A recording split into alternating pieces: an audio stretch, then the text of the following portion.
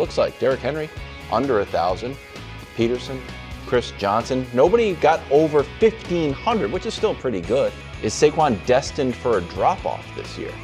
No, and here's why. This was Saquon's first year ever carrying the ball 300 or more times. All the other guys on that list fit in one of two categories. One, most of them had multiple seasons of 300 or more carries, including the one where they went for 2,000. The other two, O.J. Simpson and Chris Johnson, were on mediocre teams. Saquon, he's on a great team with a great offensive line, so I don't see a drop. I'm not saying he's going for 2,000 again, but I see him having a huge year. Injuries are a fair concern. The history of the position, and you know what I mean? Yeah, I mean, if a guy gets hurt, he gets hurt. All right, man. They went on to talk about a lot of things. I noted them down, put them in my notes, but, we got to look at what Nick Wright said a couple weeks ago. I know I'm late to the party, but, we're dropping these videos here and there. We got other, channels and stuff to provide for. But, for that, you're here to talk about Saquon Barkley and, the impact that he should have in 2025, barring injury. We'll see how he does. But, who wants Saquon to repeat last year? Nobody among the Eagles faithful is hoping that he has another 2,000-yard season because, that would shorten his, overall lifespan as a running back. And, it's just not, effective to have, those kind of eyes on you. You want to have a more diverse attack. And, yeah, we lean on the ground game, but if we can, have true balance in the force. Now, the passing attack. Now, I'm not saying we should heavily skew away from what worked because we have, the build to do it with the offensive line and, will Saquon himself and the way receivers block and everybody, plays into that, with the offensive line coach, Jeff Stoutland, key in that run attack with his schemes and such. But, we can do multiplicitous, some of the things that we were doing in 2024 and then in 2023 as well. We were, way less balanced as far as play selection and success. But yeah, man, it just makes you all the more dangerous, the more duplicitous you can be as an offense.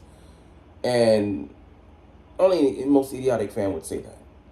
Yeah, let's see another 2K season. Man, fuck that. Like, the rest of you is in the league, around the league, want to see, the Eagles break down. Going to see him break down. And, we are, keyed a lot by what he does. He's a key component of that, offense. And slander Jalen Hurts however you want.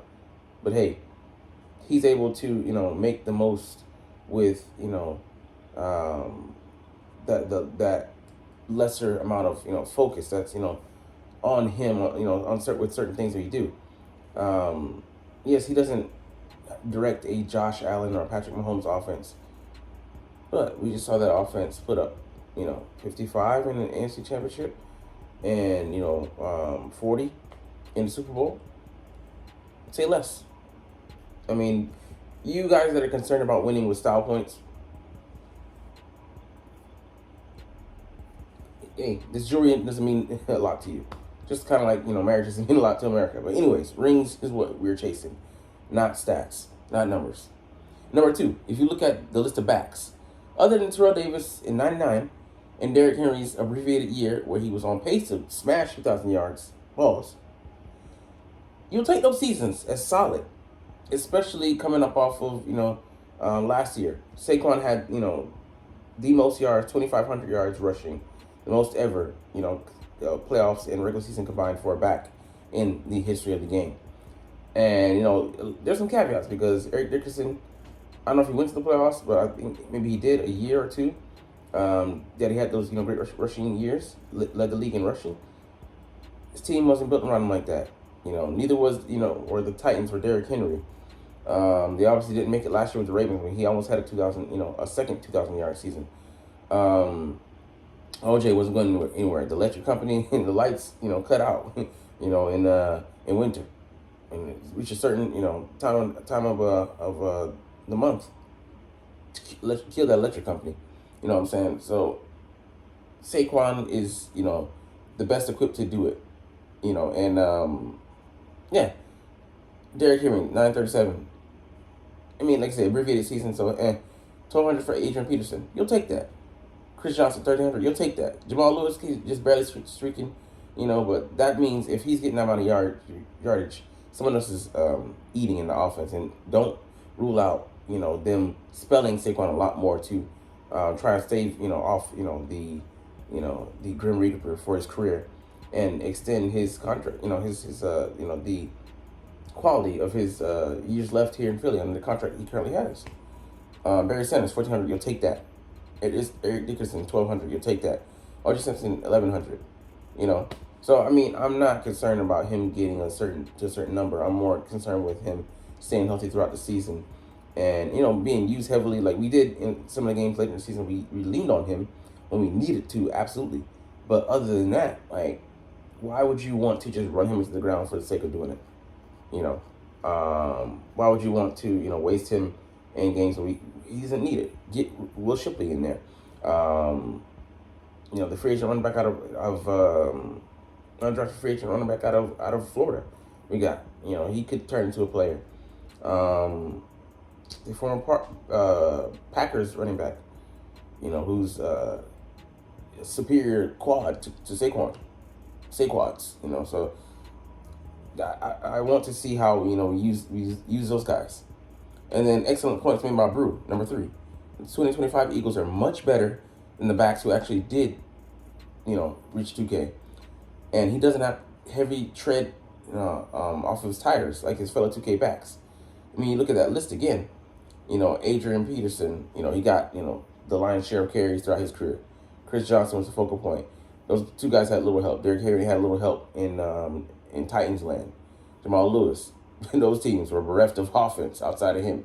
Terrell Davis, he had good balance, and that's why, he was able to have such success.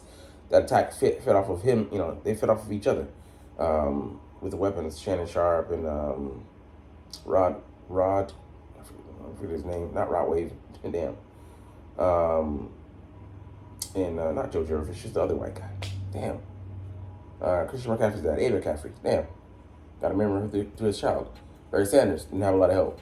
Eric Dixon didn't have a lot of help. O.J. Simpson didn't have a lot of help. So you're seeing a theme. This team, I mean, he's easily the most talented back with the best team around him on this list, bar none. It's not even an argument. He easily clears number 1. But yeah, the Eagles are a much better squad, not just on offense, but on defense. Not just on, in the running back room. The quarterback is, pretty decent. The O-line is pretty damn spectacular. So it's a whole inclusive unit, a squad, on both sides of the ball, which just makes it so scary. It should be scary for the rest of the league. Number 4, this offensive line made a huge difference, like Bruce said. I mean, so many times, like, he wasn't even, like, his yards,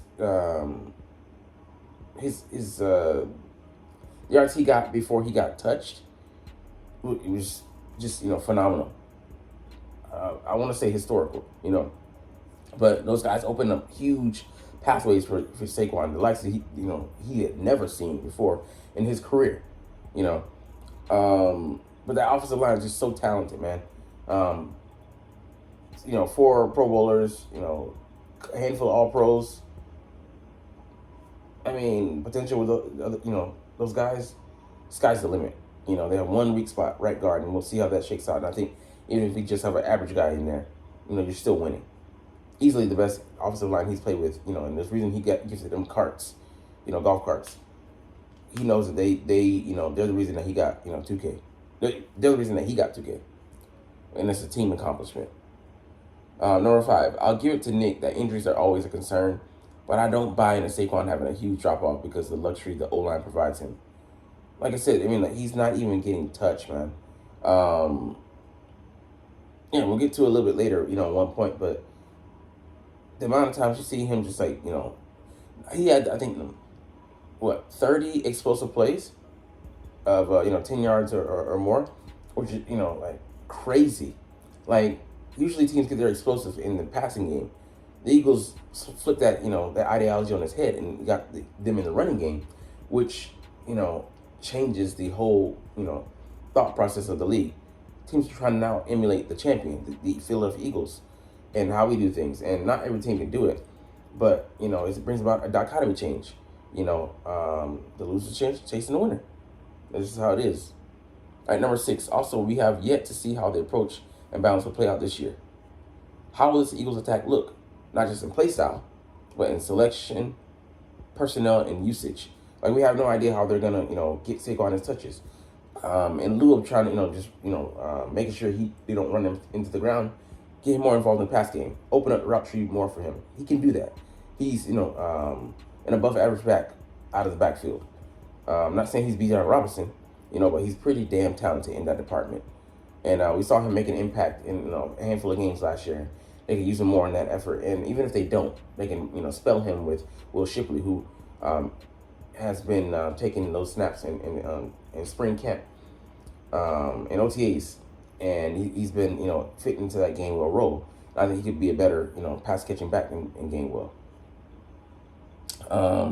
The personnel and usage. They could have the double back formation and look to run more out of double tight end, and using Ben Van Sumer, him come back out for that knee injury. We'll see how he does, but explosive guy, 4'4", 230 coming out the backfield. They could look to do some trickery with him. So there's so many caveats, so many things we could do. And like I said, the usage, who spells him, because they're going to want to reserve him for, later on in the year. Number 7, also a lot of his yardage came off of explosives. So, he had them, the most, 60-yard touchdowns, I think, 4 or 5. Not even including the playoffs, which, he had a couple of Rams again. You know what I'm saying? This dude is out there straight being a beast, and the highly underrated piece of that information is people don't bring up, the amount of mileage saved off of that. You know what I'm saying? He's like a discount card. It's explosive, save so much tread off of the tires. All of that was untouched virgin green, baby. You know what I'm saying? And, people look at the yard show, or the carries. How much of that was, him breaking out explosives? Several hundred yards. Don't compare him to some backs who were just, 3 yards in a cloud of dust, slamming right into the offensive line, just getting nailed in the backfield. The amount of negative plays that he was able to avoid, like he had in New York, night and day difference. All right, next point to him being overrated a bit. Bro, where? Seriously, where? Nick, talking out of your... In what aspect, bro? Speed, look just as good as he's ever, coming off of ankle injuries and ACLs. Cutting ability, power, vision. I don't see an area that, he should be declining in. Don't compare him to Christian McCaffrey, because he got way more burn than Christian McCaffrey's 1,400 yards. That was actually a low benchmark, for the league that year. He was the leading rusher. It had been a while since it had been that low. And, he's got a tougher, frame. He's a solid 230. You know what I'm saying? Like, Christian ain't built like him. It is what it is. Number 9, the last one we're going to look at here. The reason Saquon had such injuries was the workload was being placed all on him. Not just the carries in New York, the pounding, the focus. He was taking a beating in Gotham. No Batman or villains included. Like, they ain't responsible for that. Where's Saquon? We're beating his ass. Like, no, that wasn't on him. That wasn't on him. You know what I'm saying? So, like, having a healthier team around him, healthier balance, healthier usage, stronger leadership, better leadership. Nick Sirianni, he's running into it. Give him time, because he surprised us last season, and I thought he should have been replaced. I was dead wrong. I'll take my, my medicine. Swallow it hard, pause.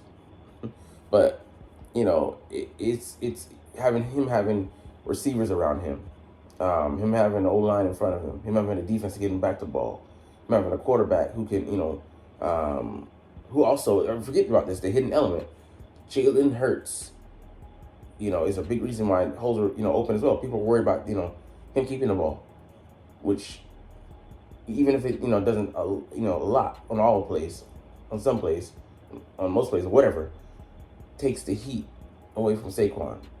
Just that moment of hesitation, and it's a wrap. As we saw in Tampa Bay, in, LA, with Green Bay, you know what I'm saying? Not with the Chiefs. They were one team to contain them.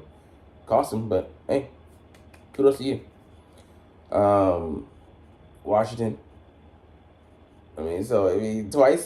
So I just want to see us run it back this year. No pun intended. But man, I think it's going to be a great one for Saquon. And Nick, I think he's wrong. If he gets 1,500, I wouldn't be surprised.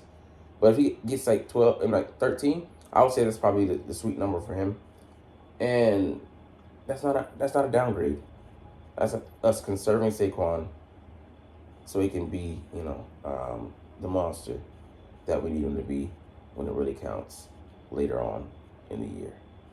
But hey, we're going to get up out of here on that note. But hey, I know that you're not even watching though, but it's all good. Because I love making these videos and I love talking about the freaking stinking Philadelphia Eagles. So we'll try to introduce this up officially and get the fuck out of here. But as always, it's fly, Eagles, fly, and let's motherfucking go. Like, comment, share, and subscribe if you Thanks for watching. Check me out at Cintron Anime, Cintron Life, or Cintron Laughs, or other social media.